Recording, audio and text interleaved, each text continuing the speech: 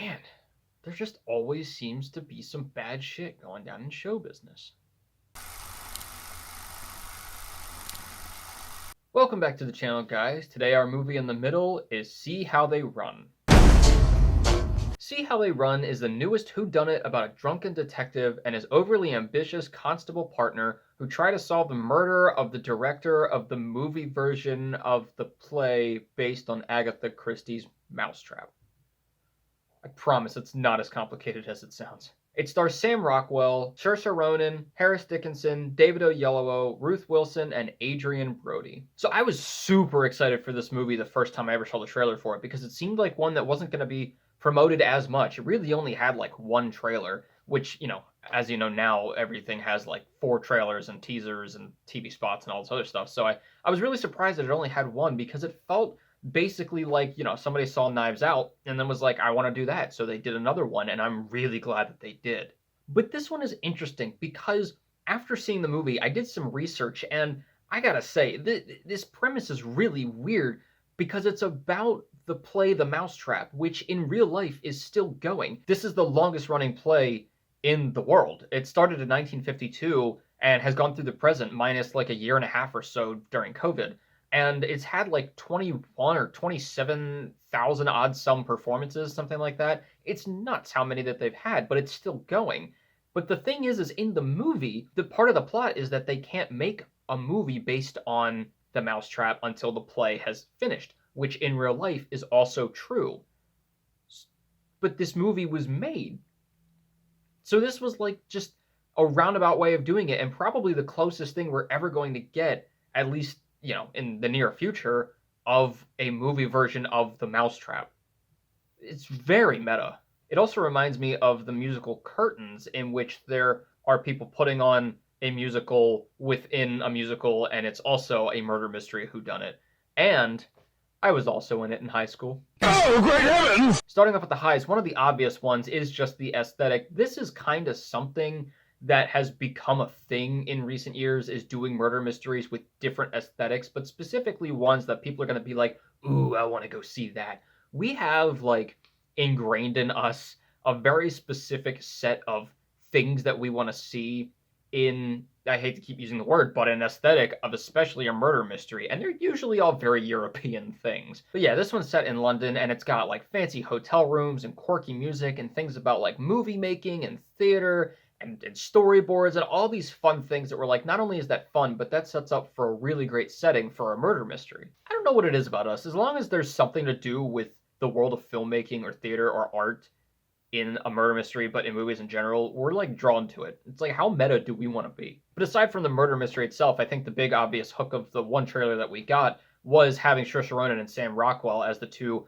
main leads, because it was definitely like a new version of the buddy cop kind of thing, where you have the old experienced partner and then you have the young partner who's like gung-ho, ready to go, a little too inexperienced, and their dynamic together is always really, really great, and in this one it was as well. Sam Rockwell plays a drunken detective who is always kind of sad and sullen and, alone to himself a little bit more. And then Saoirse Ronan obviously plays this constable who's trying to pass her sergeant exams, and she's put on this case, but she jumps to conclusions. She writes everything down. She's like the perfect pupil, and like I said, she's very gung-ho. But they also develop like a really great friendship, or at least partnership. By the end, they were really great together because not only did they have some really hilarious moments and some really great bonding scenes, but Sam Rockwell's detective, while I will admit he's a little bit less distinctive than somebody like Poirot or Benoit Blanc from Knives Out, he was really great towards her because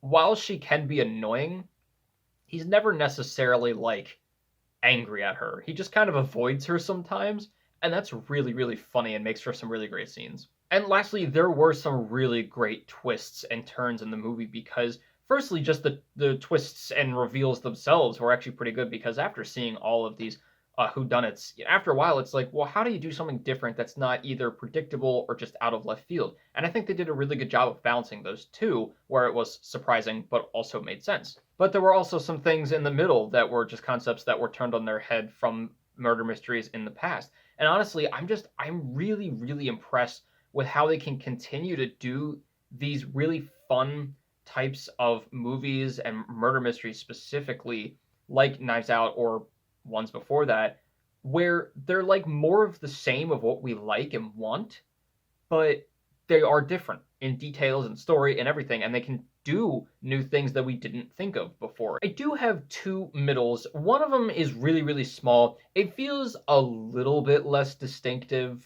than something like Knives Out. Not that I am trying to continuously compare this movie to Knives Out, but one, it definitely does seem to be one of the big influences for this movie happening in the first place. But two, it seems to be a thing now that there's this one hit movie in a specific genre where everybody compares all others after it to that one, like Knives Out for this, or Hereditary for horror, or La La Land for musicals. I mean, at least I don't do that for all the movies that I review in every video.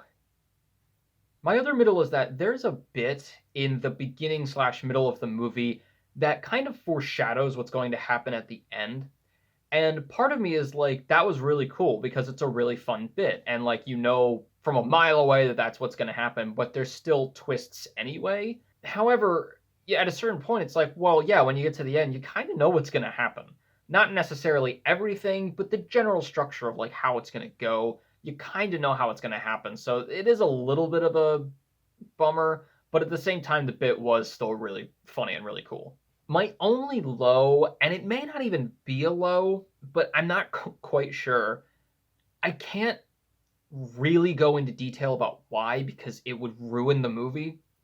But there's something at the end of the movie that ethically I just didn't agree with or feel like it was the right way to go.